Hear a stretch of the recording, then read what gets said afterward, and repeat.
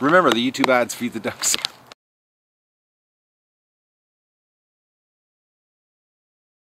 Good morning, everybody. It's September 3rd of the Duck Adventure, and no sign of Mr. Fox last night. I should turn the fence off before Doug came out this morning.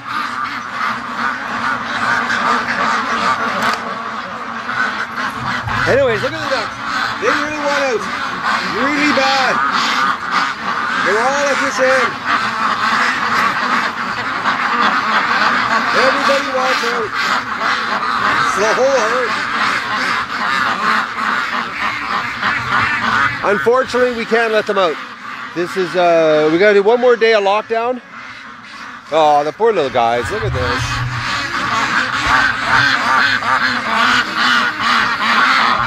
Everybody is here.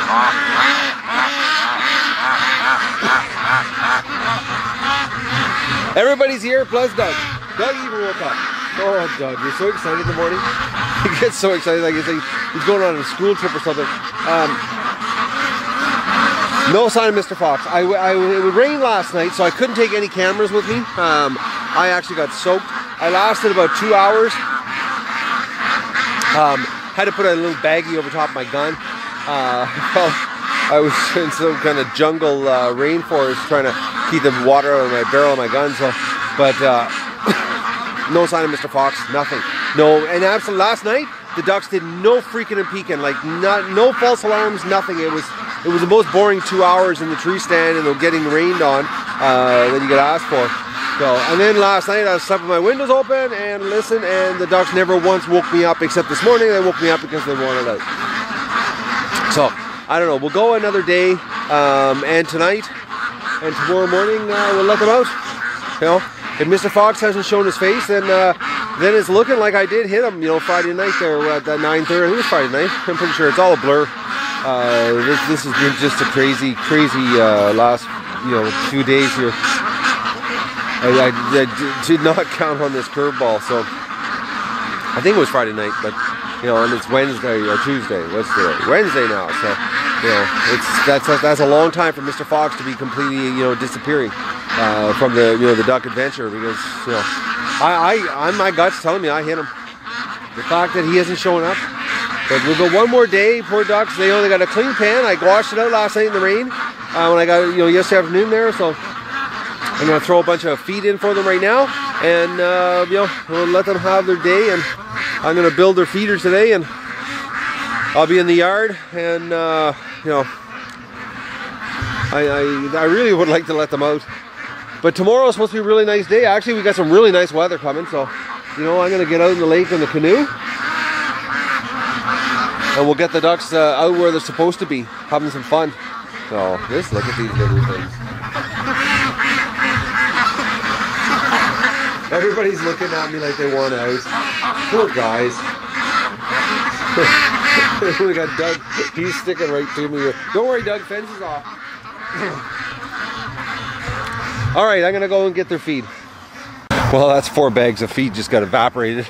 I can't believe how fast those guys eat. They just, their bills, their shovels. They just shovel the stuff down into their mouth, down their throats. Now they've had their fill. Like, and they just whoop down. Well, I just watched 2 bags completely disappear in front of me. Now they're all down here after the snap. Oh, poor ducks. I know. Let's go and see if my snare caught anything. All right, now it rained. Oh, there's little paw prints in the mud down here. Look at that. That's a little paw print. Doug, come here.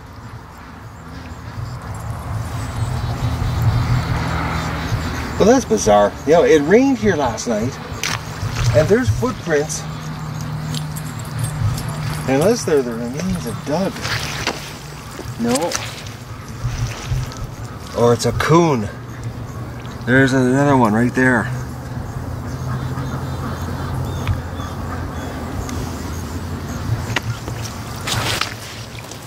There's another one. They're two. They're pretty close together.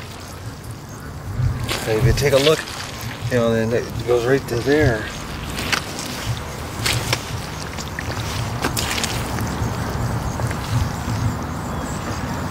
looks like he's found another way around. There's definitely a pod creature down here. Damn it. Doesn't look like a, you know, man, I don't know. Alright guys, we definitely still have somebody down here. And these are pretty fresh because it rained. Oh, that's a coon. That is a coon. You can tell by the long toes. Actually, yeah, these look like coon prints. Yeah, you can tell. See that? You can see the fingers. Okay, come down here. Over here. He must have came down for a drink of water. But it doesn't, but the snare is still untouched. We had, I was worried there, yeah, here's some more. The coons are all over the place down here last night. Oh. And Doug is very interested in over here. But the fox trail,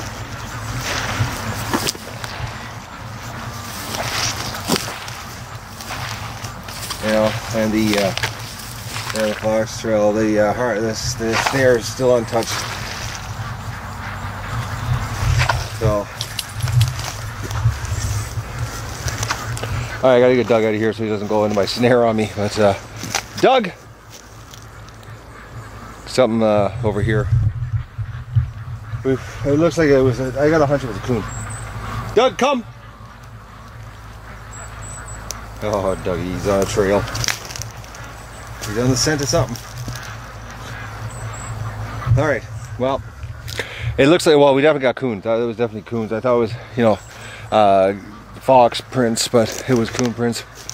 And the fact, you know, we haven't had the ducks are doing no freaking peak. They did no freaking peak last night. So, I'm thinking we don't, I don't know, we'll see. Today's another day, we'll see what happens. Well, it's been an uneventful day here on the duck adventure. No Mr. Fox. Ducks are very upset with me though. They're, you know, they're just sad. You can tell, they're not very happy. I wouldn't be happy either if I was free-range duck being locked up in a pen. But not a sign, nothing. Not a noise. I've been over in the garage, so I'm away from the yard.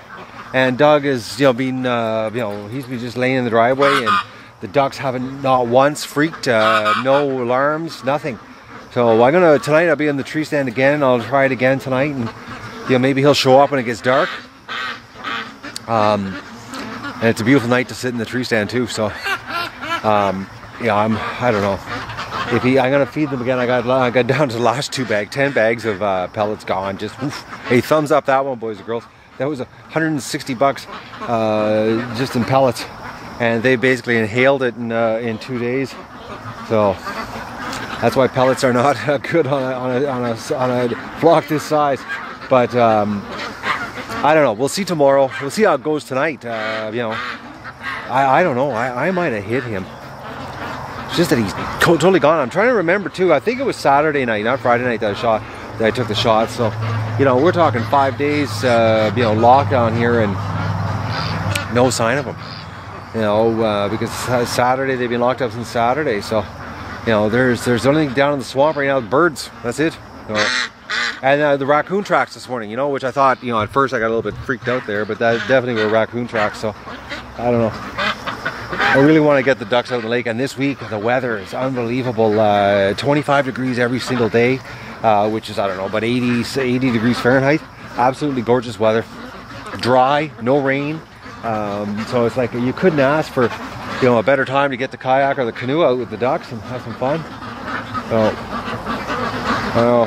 I was working on the feeder. I got made a major dent, and I got to go get some coroplast tomorrow. I don't have enough coroplast. I need one more sheet, but I'll take you over and I'll show you what I've done. It's gonna work. It's gonna hold a lot of feed too. I won't be screwing around with the feed. So, but it's this is it. So I just gotta line the inside of the hopper here, with coroplast. That's going to get lined on the inside. The tray on the bottom is going to get a coroplast lining also. So the feed will drop out to the shot from here. You know, we'll drop through that 4-inch slot. We'll fill the 2-foot tray full of feed, and that's it. And I'm just going to put a tarp, one of the tarps, the adult tarps that I have down there. I'm just going to bungee cord it over top, and you know, lift the tarp up, roll it over, and throw the bag of feed, and just dump the feed right through the grate. I thought of a lot of different ways. You know, I thought of loading, side loading. Then I thought, oh, wrestling with the bag is so much easier. You just have the bag on your shoulder, drop the bag on top of here, and you know, dump it, and then it's full. So tomorrow I'll get the coroplast for the inside. Like I said, I need one more sheet. I'm one sheet short, so I'll get it, and that's it. Bending metal, oh, this takes time. Everything's so slow with the metal. You gotta grind, you're bending, you're cutting, you're with the bolt cutters, but I'm happy the way. Well, I'm not happy yet because I don't know if it works. I estimated the distance on the bottom, so I'm hoping that with gravity and the weight of the feed, that this works out and it's just the right height. It seems to, you know, I've got it up high enough here that, you know, the ducks can still get underneath, because they do like going underneath the feeder. So, but it's going to be interesting when I get her filled up. How many bags of feed? I'm thinking probably 6-7 bags. At least six bags of feed it's going to take to fill it. So that's it. So I'm gonna go get my supper ready and get ready for the hunt tonight. And I think I might take the big camera up in the tree with me. There's some old broken branches I can hang the camera from, so maybe I'll get a better shot for you. Those pivot head footage sucked, and we're not supposed to have any rain tonight, so we'll see. Up in the tree stand, it's pretty tight with the shotgun. Me and a camera might be pushing it, so. But you know, no promises, but I might try. Well, it's not going to be long before we have flying action. I was in the pen doing the feed, and one of the little Muscovies, actually one of the smallest Muscovies, flew around the pen. Actually went around and went halfway around the pen. I was dumping the feed, and I look up and there's this bird flying by me, and it was the little Muscovy. I just couldn't believe it. I was like, I'm trying to think here. The smallest one I have here would be, you know, the last hatch, so it's not very old, and it's already starting to fly. So they're, you know, it's gonna be a lot earlier, I think, this year than last year, the flying action. So I just it happened so fast, though. It was one of those things, you know, you had to be here to enjoy it, and unfortunately you're not. So look at that poor little duck. Well, hopefully tonight, you know, when Mr. Fox shows up and I shoot him, or he's actually gone for good and you'll never see him again. I don't know which I would rather have. I think I'd rather have shooting him than I know for sure when that it's over. For now, I don't know. Poor guys. I really got to get him out of this pen. Maybe they'll go down to the lake and stay now and appreciate it a little more than you know, what they've had to go through here, the lockdown.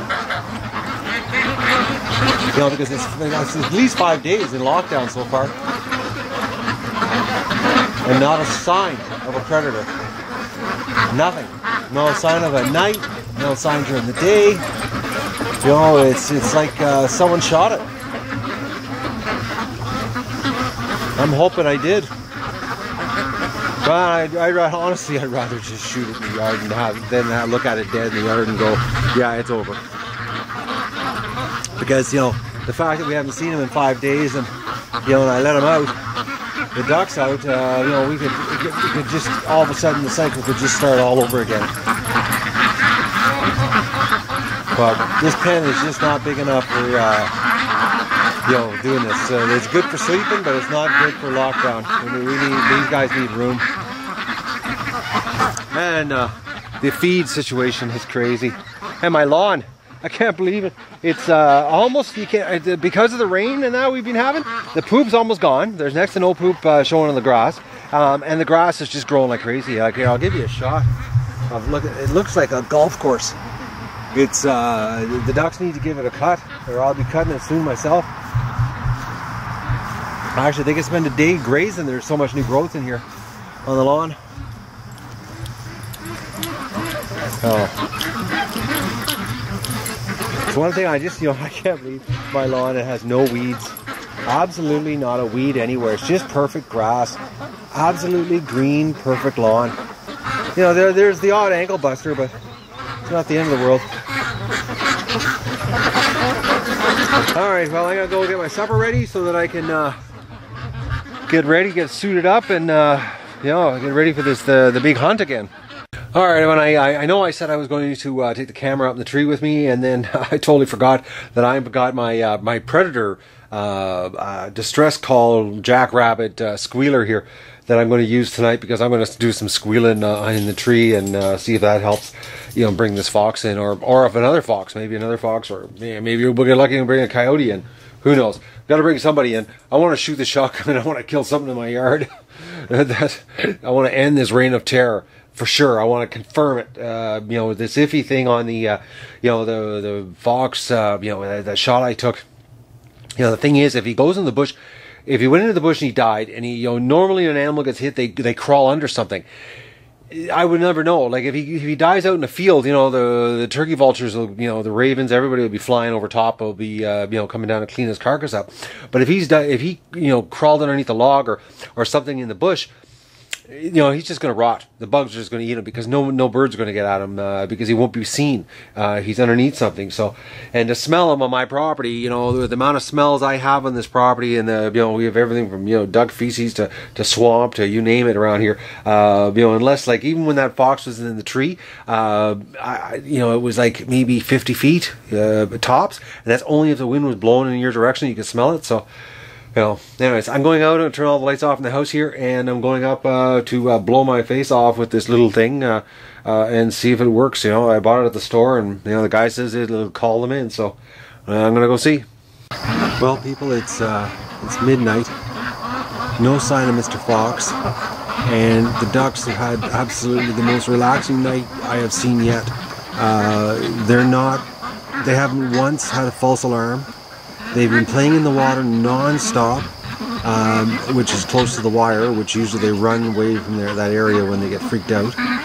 But tonight is actually the most relaxing night I've seen yet. It's almost like, you know, they haven't been tormented in the pen in nights, and they have forgotten about it, because they're acting like the night is not even in existence right now. The way they're down there playing.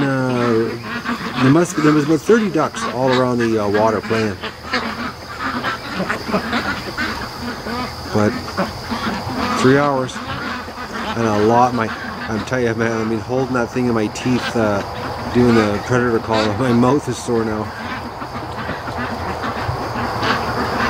So I'm starting to think that I got that fox that night. I'm trying to think, you know, what if it was Friday or Saturday night, I don't know. The whole weekend's been a blur here, but it's the only thing I can think of, because the way the ducks are acting, it's like it's you know, they're acting like it's totally normal. There's nothing freaking them out at night anymore. I haven't seen them this calm, you know, considering when I first started sitting in the, you know, the tree stand, they were like, they never were relaxed like this. This is you know, maybe it is. I can't believe how relaxed they are. Like, I'm blown away. This is what they've been like for the last 3 hours. Absolutely relaxed. Like, that's not stressed out ducks. So anyways, another night. Well, we'll see how, you know, if they wake me up in the middle of the night tonight or what. I'm not making any, I'm not gonna, knock on wood, I'm not gonna curse myself here. So anyways, that's it tonight, guys.